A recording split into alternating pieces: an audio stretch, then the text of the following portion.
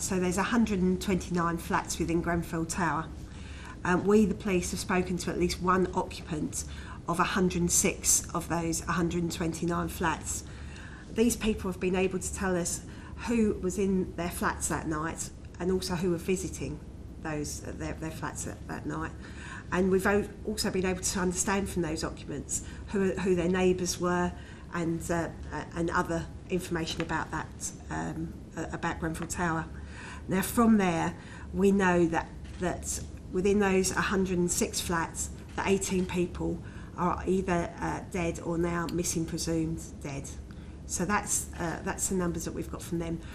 But unfortunately, there's 23 flats that we still cannot account for the residents. So that's where our numbers come from.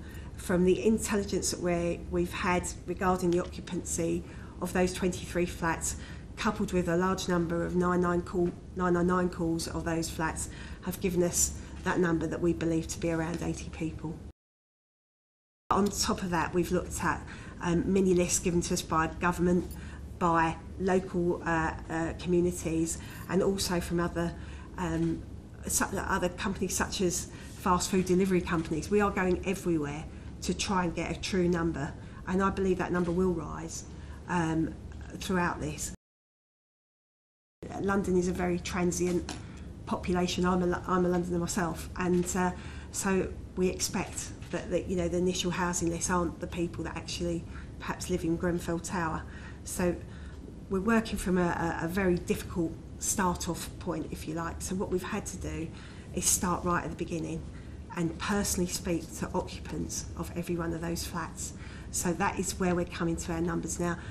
I'm not saying that these are going to be the confirmed numbers. That's going to take months and months to do. And we're doing that through, as I say, talking to occupants, talking to community groups to establish exactly who was in that flat that night. We are working really hard to identify everybody that died in the fire, but the tragic reality is, due to that intense heat, there may be some people that we never identify. At the moment, we are over 60 companies that we are looking into, and that's architects, cladding companies, building companies, and that number is growing fairly regularly at the moment.